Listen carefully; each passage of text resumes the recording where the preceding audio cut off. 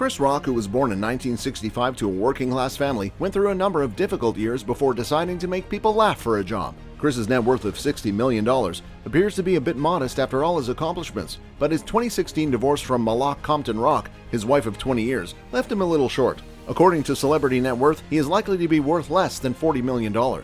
Chris, like many other comedians and actors, did not rise to prominence overnight. His stand-up comedy appearances at various comedy clubs searching for talent in the 1980s gained him some fame. This led to a few minor roles in films such as I'm Gonna Get You Sucka, written and directed by Keenen Ivory Wayans, and Miami Vice, in which other future celebrities such as Bruce Willis were featured around the same time. Chris's dedication to stand-up comedy in nightclubs finally paid off. Eddie Murphy saw Chris's talent and offered him a job in Beverly Hills Cop 2 in 1987, giving him his first significant break.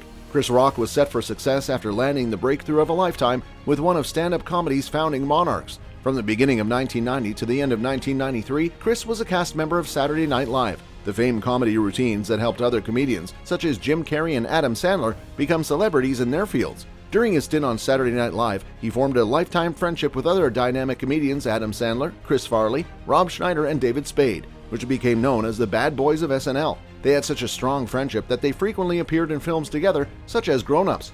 With his popularity growing on Saturday Night Live, it wasn't long before the energetic comedian was offered another film role in 1991's New Jack City, starring Wesley Snipes, Ice-T, Alan Payne, and Mario Peebles. The film remained a traditional drug kingpin film with Chris as Pookie, a cracked addict-turned-informant. Despite being lauded for its cast's great acting years afterwards, New Jack City only made $47.6 million worldwide. The 1990s were a busy decade for Chris, with several films with him as the primary character landing in his lap. After New Jack City, he co-starred in Boomerang with Eddie Murphy. After being let go from SNL in 1993, he co-wrote his own comedic film, CB4, on a $6 million budget, which grossed around $18 million. Although Chris and the late Charlie Murphy starred in the picture, Ice-T, Ice Cube, Halle Berry, Thomas Davidson, and Shaquille O'Neal made cameo appearances. Then he co-starred in Beverly Hills Ninja with his longtime comic partner Chris Farley, which grossed $31.5 million.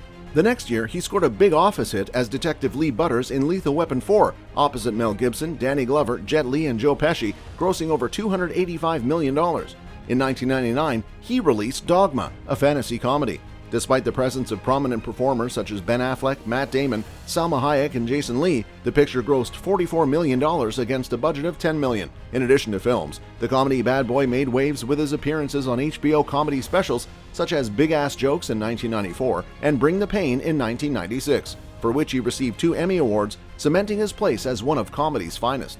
He returned to HBO in 1999 with Bigger and Blacker, and again in 2004 with Never Scarred, being labeled the funniest man in America by Time and Entertainment Weekly. From 1997 through 2000, HBO aired The Chris Rock Show, where Rock's popularity surged as he interviewed politicians and celebrities. Fast forward to 2016, when Netflix revealed that Rock would be releasing 2 new stand-up specials, each costing $20 million.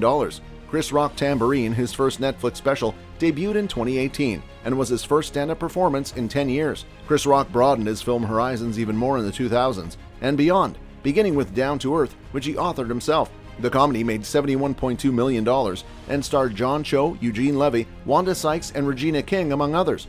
Shortly after, in 2003, he directed and acted in Head of State, a film that barely broke even on a $35 million budget. To say the least, Chris Rock has had an astonishing number of film endeavors, both as an actor and as a writer-director. Aside from filmmaking, he has had success as a television producer with Everybody Hates Chris, which premiered in 2005. The series, which was mostly based on Rock, made light of some of the difficulties he encountered as a child, presenting his younger self as Tyler James Williams. Rock was not only the show's executive producer but also its narrator.